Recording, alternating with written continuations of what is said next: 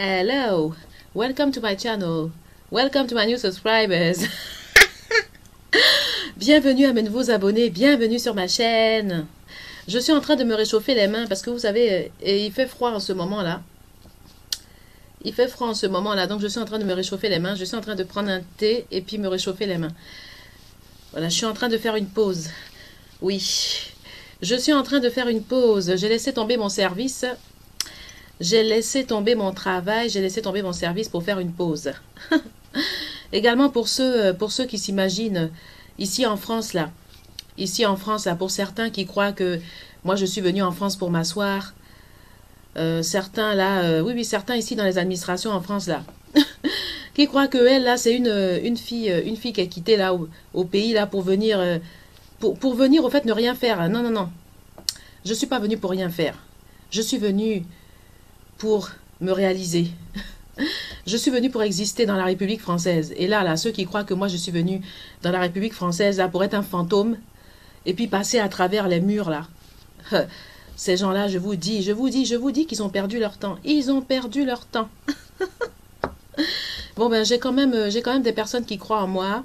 Hein, j'ai des personnes qui me soutiennent, des personnes qui savent que moi je suis pas venue. Je suis pas venue au monde pour passer à travers les murs. Non, pas du tout. Pour m'accomplir, je suis venue pour me réaliser, je suis venue pour faire des choses. Je suis pas venue pour rien faire. Parce que vous savez, des fois, il y a des gens là, ils vous reçoivent dans certaines administrations. Ils vous font passer pour une fille qui vaut rien, une fille qui n'a pas de compétences, pensant qu'ils vont vous décourager. Hein, et puis vous n'allez rien foutre.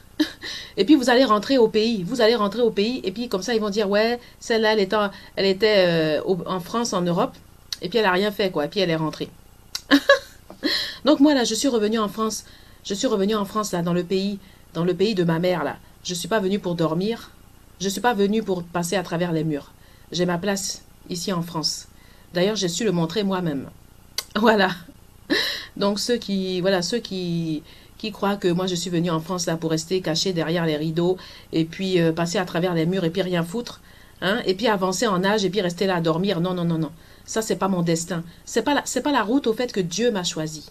Et que moi-même, je me suis choisie. Nous approchons des fêtes de Noël. Nous avons bientôt la Sainte Lucie le 13 décembre. Et puis les fêtes de Noël, donc ça, c'est bien. Alors, à l'occasion des fêtes, oui, à l'occasion des fêtes, j'ai pensé à un monsieur. J'ai pensé à un monsieur qui m'a beaucoup soutenu en Côte d'Ivoire. Un monsieur qui m'a beaucoup soutenu et un monsieur qui m'a aidé d'ailleurs à tenir, qui m'a aidé à tenir jusqu'au bout, jusqu'ici en France même quand il était décédé pendant plusieurs années. En pensant à mon directeur, ça m'a vraiment encouragé, ça m'a aidé à tenir dans une jungle parce que vous savez, il y a toujours des gens, oui, des gens, même ici en France, hein, vous savez, toujours des gens de mauvaise foi qui essaient de vous décourager, de vous faire passer pour une personne qui vaut rien, une personne qui peut rien faire. Et moi, tout ça, j'ai affronté et j'ai tenu grâce à un monsieur qui s'appelle Pierre Padovani. Pierre Padovani, mon ancien directeur du lycée Jean Mermoz en Côte d'Ivoire. C'est un monsieur qui était très connu en Côte d'Ivoire, Pierre Padovani, le directeur du lycée Jean Mermoz. Et je tiens à dire que Pierre Padovani, c'est un homme vraiment exceptionnel. Pierre Padovani, c'était un directeur vraiment exceptionnel, un très bon directeur et un vrai directeur avec une vraie autorité naturelle. Et Pierre Padovani m'a vraiment beaucoup soutenu, il m'a beaucoup encouragé à une période difficile pour moi. Et je dirais que c'est grâce à Pierre Padovani que j'ai tenu dans mon lycée, en Côte d'Ivoire, au lycée Jean Mermoz, parce que si Pierre Padovani n'avait pas été là, je crois que je n'aurais pas tenu. Et puis également mon surveillant, le surveillant général également, grâce à qui j'ai vraiment tenu, Monsieur Stiet. Et vraiment, je dirais, en tout cas, enfin c'est les deux qui étaient, qui dirigeaient un peu Mermoz, après Pierre Padovani est décédé. Mais en tout cas, vraiment, quand Pierre Padovani est décédé, ça a été, oui, ça a été terrible. Parce que après bien sûr, il y a eu un acharnement. Un acharnement sur moi, hein. Vous savez, des gens qui ont essayé de me déstabiliser après la mort de mon directeur. Oui, parce que mon directeur m'a beaucoup considéré, il m'a beaucoup soutenu. Et il y a des gens qui croient que moi je suis un chien, hein. Excusez-moi du terme. Mais il y en a qui s'imaginent dans l'entourage, oui, dans l'entourage là de mon lycée, qui croyaient que moi j'étais un chien. C'est-à-dire qui croyaient que j'étais une personne qui ne méritait pas d'être soutenue. Mais vous savez que dans le monde là, même les chiens sont appréciés, hein. Même les chiens sont des rois dans certains pays. Même les chiens là, quand ils sont mignons là, on les emmène chez le vétérinaire, on s'occupe d'eux. Même les chiens. Voilà, donc je vois pas pourquoi on ne peut pas soutenir un être humain et une élève, hein, soutenir une élève et l'encourager, même quand on peut encourager un chien et quand on peut s'occuper également d'un chien. Ah là là.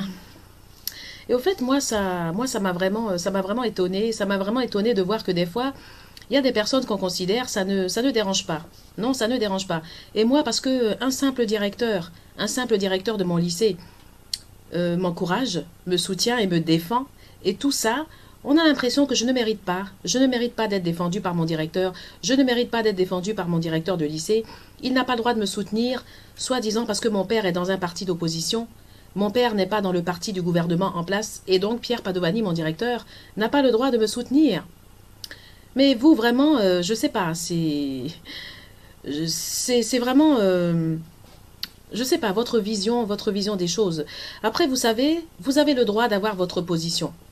Vous pouvez dire que vous n'avez pas voulu être à mes côtés parce que mon père était dans l'opposition. Mais en même temps, si vous réfléchissez bien, moi je suis qu'une élève. Je n'ai jamais fait de politique. Je ne suis pas une politicienne, je suis élève. Donc Pierre Padovani, lui, c'est un homme intelligent. Parce que lui, Pierre Padovani, il ne s'occupe pas de la politique. Lui, c'est un directeur d'école. Donc lui, il s'occupe de ses élèves. Quand on a un bon directeur d'école, que tu es la fille de n'importe qui, quel que soit le parti des parents, tu es directeur d'école, tu dois assumer ton rôle. Donc Pierre Padovani, c'est un très bon directeur parce que lui, il connaît son métier. Il m'a encouragé, il ne s'est pas occupé de la politique de mon père, parce que moi déjà je ne suis pas politicienne, je suis une lycéenne. Je ne vois pas pourquoi je dois porter la politique de mon père, pourquoi je devrais être victime de l'adhésion de mon père dans un parti qu'on appelle le FPI, hein? Oui, dans un parti qu'on appelle le FPI, pourquoi moi je devrais être victime de l'adhésion de mon père à ce parti? Pourquoi on doit me faire payer dans un lycée? Pierre Padovani a raison, il m'a défendu, il m'a soutenu.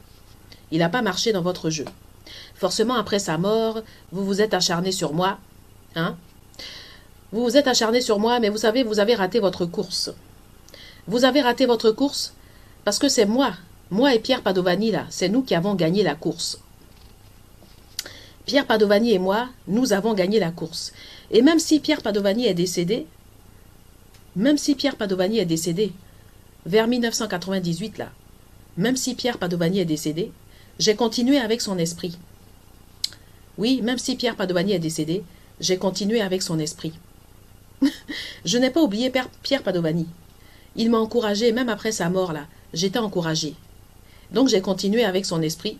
Et moi et l'esprit de Pierre Padovani, nous avons gagné. Donc vous, là, vous avez raté votre course. Vous êtes des ratés de la République. Vous êtes des ratés de la République. Et c'est pas moi la ratée, c'est vous.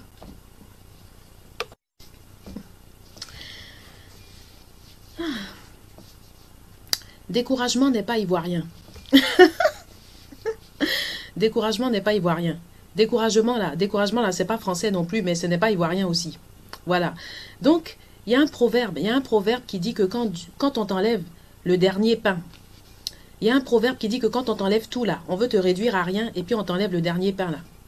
Dieu là, il te prévoit un pain dans le coffre. Quand on veut tout enlever là, et puis on t'enlève ton dernier pain là, pour te réduire, te faire ramper au sol et puis te réduire à zéro là. Dieu te prévoit un dernier pain pour t'en sortir. Et c'est avec le dernier pain là, c'est avec ça que ça va multiplier. Et puis tu vas revenir au centre.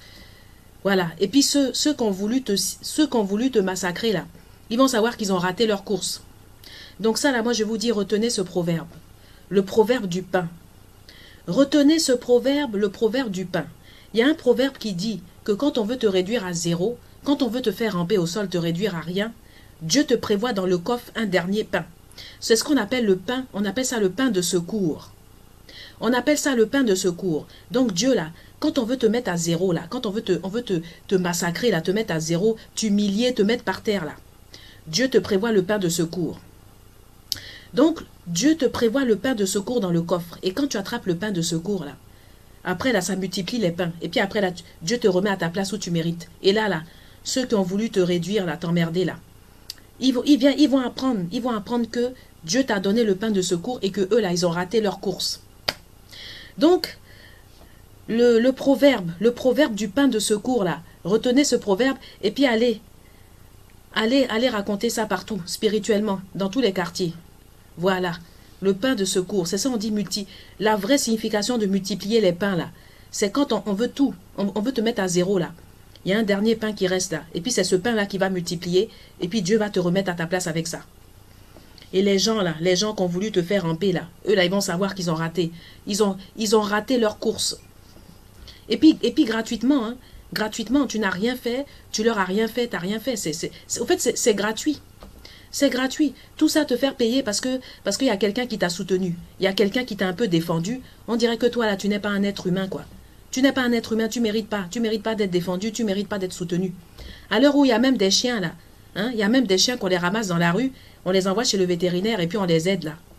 À l'heure même où il y a des chiens qu'on aide, là, toi, tu es un être humain. On ne peut pas t'aider, on ne peut pas te soutenir, on ne peut pas venir t'encourager et il faut t'emmerder. Tout ça parce que ton directeur soi-disant t'a encouragé. Il t'a soutenu et après sa mort, il faut venir t'emmerder, t'harceler même jusqu'ici en France. Mais là, c'est Dieu. Dieu a dit la vérité à la fin.